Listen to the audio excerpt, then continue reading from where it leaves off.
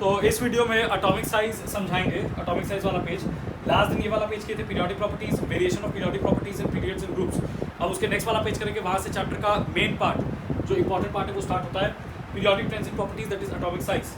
तो सबसे पहले एटॉमिक साइज क्या होता है?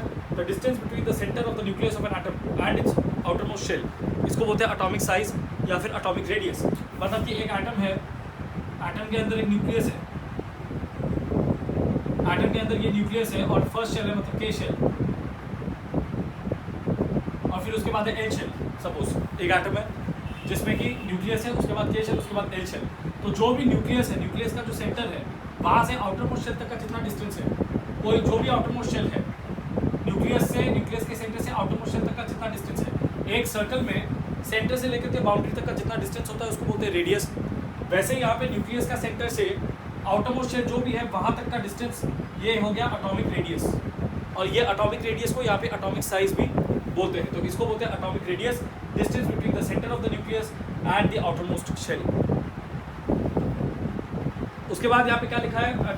Unit of atomic radii. Atomic radii is the plural of atomic radius. Unit of atomic radius है angstrom, ANGSTROM, angstrom unit, angstrom या एंगस्ट्रॉन दोनों ही एक ही बात है। इसका जो सिंबल है, इसका सिंबल है A और फिर उसके बाद एक सर्कल, A और उसके बाद एक सर्कल, इसको बोलते हैं एंगस्ट्रॉम। A और उसके बाद एक सर्कल ऊपर में, ये इसका सिंबल है। 1 एंगस्ट्रॉम जो है that is equal to 10 to the power -10 metre, ये रिलेशन है। 1 angstrom equal to 10 to the power -10 metre, इसका मतलब 1 by 10 to the power 10 metre.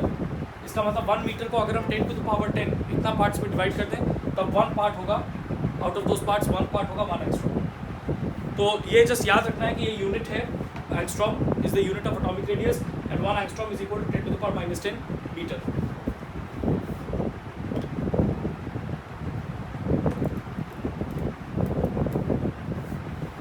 Next इसके बाद यहाँ पे लिखा है बॉन्ड लेंथ करके एक चीज़ बताया है, वो कुछ खास इंपॉर्टेंट नहीं है बट अब बता देते हैं बॉन्ड लेंथ क्या होता है। बॉन्ड लेंथ जैसे वहाँ पे दिखाया है कि दो एटम्स का अगर बॉन्डिंग है आपस में, दो एटम्स एक दूसरे के साथ एक बॉन्ड बना रखे तो दोनों का जो सेंटर होगा, दोनों एटम्स का जो सेंटर होगा उसके बीच का जो डिस्टेंस होगा that will be the bond length.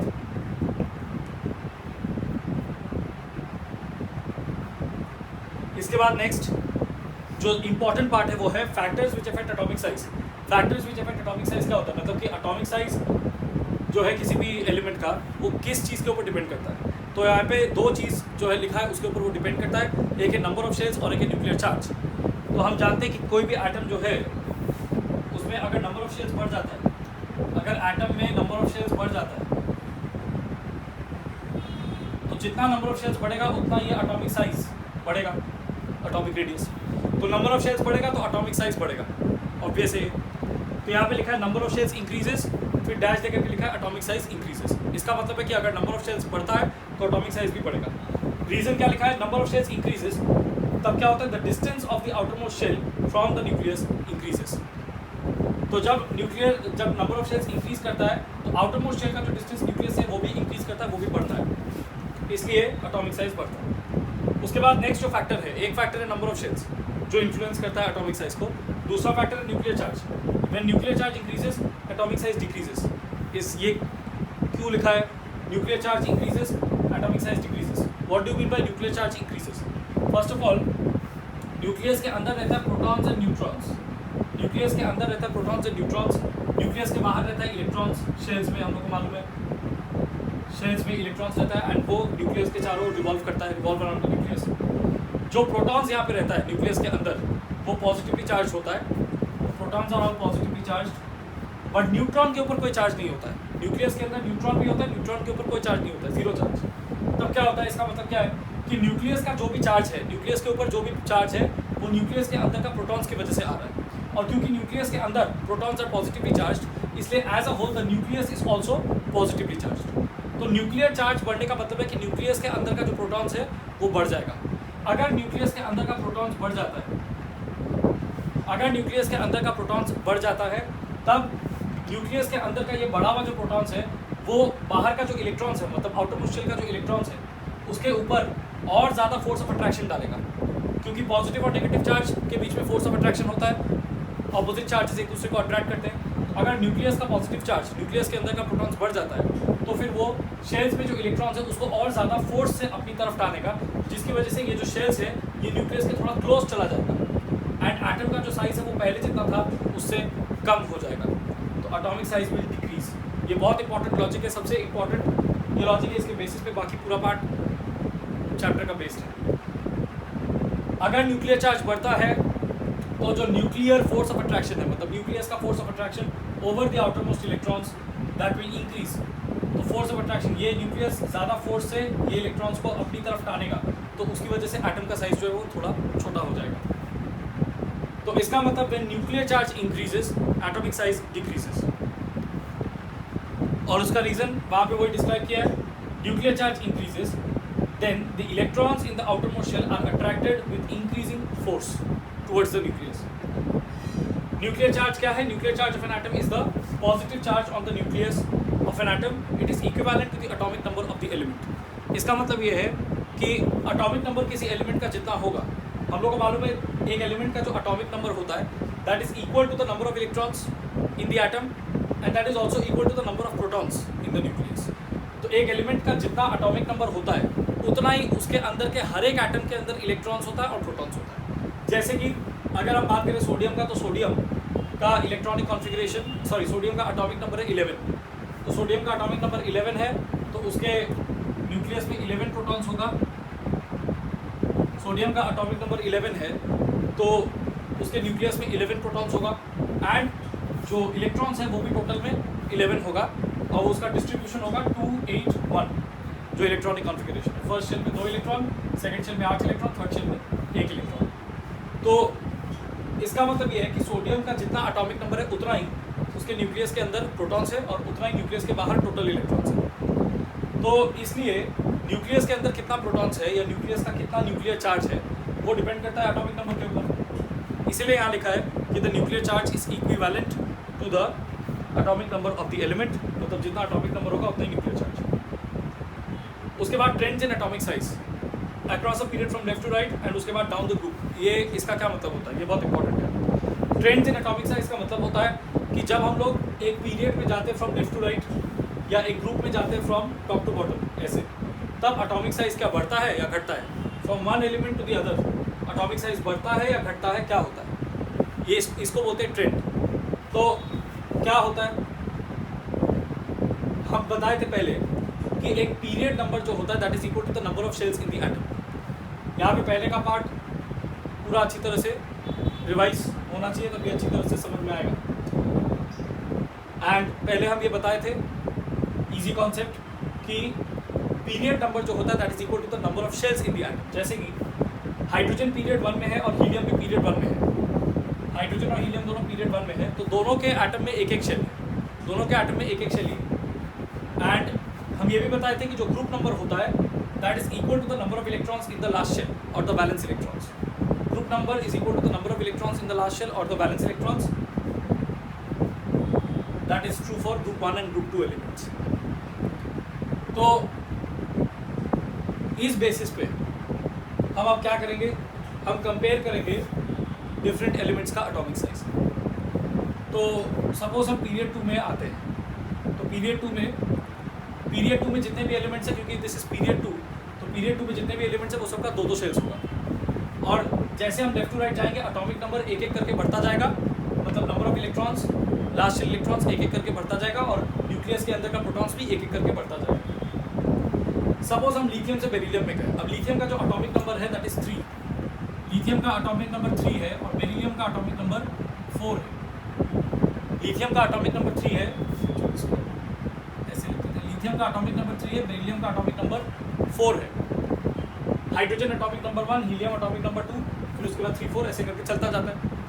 तो लिथियम का एटॉमिक नंबर 3, तो इसका जो इलेक्ट्रॉनिक कॉन्फ़िगरेशन है वो है एटॉमिक नंबर 3 मतलब 3 इलेक्ट्रॉन्स टोटल में, इसमें से 2 इलेक्ट्रॉन फर्स्ट शेल में रहेगा और एक जो बचा हुआ इलेक्ट्रॉन है वो लास्ट शेल में, second shell is the last shell in this case. तो इसका इलेक्ट्रॉनिक कॉन्फ़िगरेशन होगा 2,1। इसमें 4 इलेक्ट्रॉन है, 4 में से फर्स्ट शेल में 2 ही इलेक्ट्रॉन जाएगा, फर्स्ट शेल में मैक्सिमम 2 इलेक्ट्रॉन रह सकता है। इसका इलेक्ट्रॉनिक कॉन्फ़िगरेशन होगा 2,2।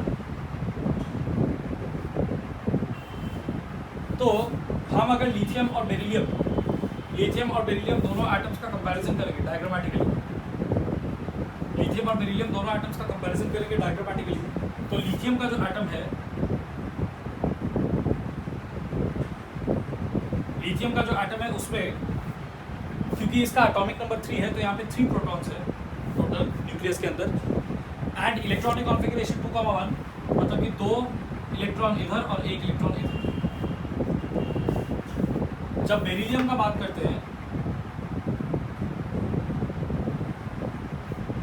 बेरिलियम का जब बात करते हैं तो बेरिलियम का 4 एटॉमिक नंबर है, इसलिए 4 protons in the nucleus and 2,2 electronic configuration है। इसका मतलब कि 2 इलेक्ट्रॉन फर्स्ट शेल में और 2 इलेक्ट्रॉन लास्ट शेल में, सेकंड शेल। अब ऑब्वियसली अगर इसका जो पॉजिटिव चार्जेस है न्यूक्लियस में उससे ज़्यादा इसका पॉजिटिव चार्जेस है न्यूक्लियस में, न्यूक्लियर चार्ज इंक्रीज हो रहा है as we go from lithium to beryllium. इसका 3 पॉजिटिव चार्ज है न्यूक्लियस में, 3 प्रोटॉन्स, और इसका 4 पॉजिटिव चार्ज है न्यूक्लियस में, 4 प्रोटॉन्स। तो ऑटोमेटिकली क्या होगा कि इसका जो न्यूक्लियस है वो ज़्यादा फोर्स से अट्रैक्ट करेगा शेल्स को अपनी तरफ as compare to lithium. Lithium में जितना फोर्स से उसका न्यूक्लियस शेल्स को अट्रैक्ट करेगा अपनी तरफ, उससे ज़्यादा फोर्स से बेरिलियम के अंदर का न्यूक्लियस अपने शेल्स को अट्रैक्ट करेगा अपनी तरफ, बिकॉज उसका न्यूक्लियर चार्ज ज़्यादा है। तो ऑटोमेटिकली हम ये देखेंगे कि लिथियम से कंपैरिजन में बेरिलियम के एटम का एटॉमिक साइज कम हो जाएगा, इसलिए हम जानबूझ के बेरिलियम का एटम को थोड़ा सा छोटा एटॉमिक साइज के हिसाब से ड्रॉ किया as compare to lithium. Lithium का एटम थोड़ा बड़ा होगा, बेरिलियम का उससे थोड़ा छोटा। अब बोरॉन में जब जाएंगे तो बोरॉन का एटॉमिक नंबर 5 है, कार्बन का एटॉमिक नंबर 6, नाइट्रोजन का एटॉमिक नंबर 7, ऐसे करके। तो इसका मतलब कि न्यूक्लियस के अंदर का जो पॉजिटिव चार्ज है वो 5 प्रोटॉन्स हो जाएगा इस केस में, 6 प्रोटॉन्स इस केस में, 7 प्रोटॉन्स इस केस में। तो न्यूक्लियस के अंदर का जो पॉजिटिव चार्ज है, मतलब जो न्यूक्लियर चार्ज है वो बढ़ता जाएगा। तो इसका मतलब कि एक एलिमेंट से दूसरे एलिमेंट में जब हम जा रहे हैं from left to right in a period, और ज़्यादा फोर्स से वो न्यूक्लियस शेल्स को अपनी तरफ अट्रैक्ट करेगा, तो एटॉमिक साइज छोटा होता जाएगा, एटॉमिक साइज छोटा होता जाएगा as we go from lithium to fluorine.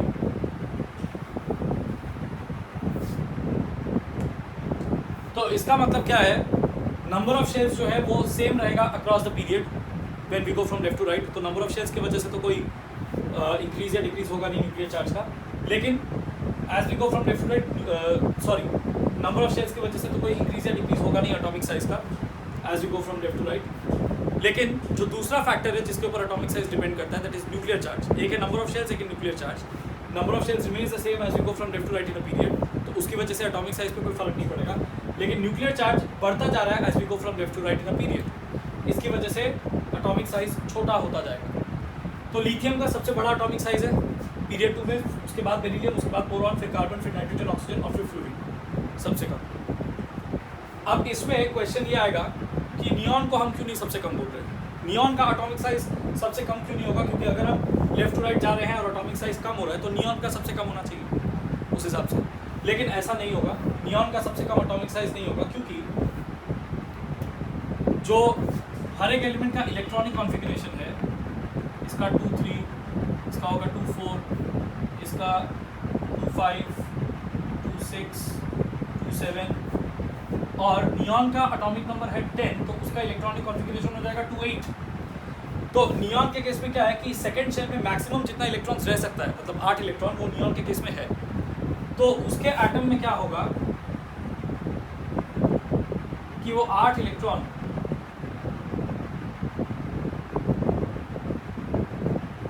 क्योंकि सेकेंड शेल कंप्लीटली फिलअप हो चुका है, 8 इलेक्ट्रॉन मैक्सिमम कैपेसिटी, तो 8 इलेक्ट्रॉन इतना छोटा जगह में एक दूसरे के साथ रहेगा।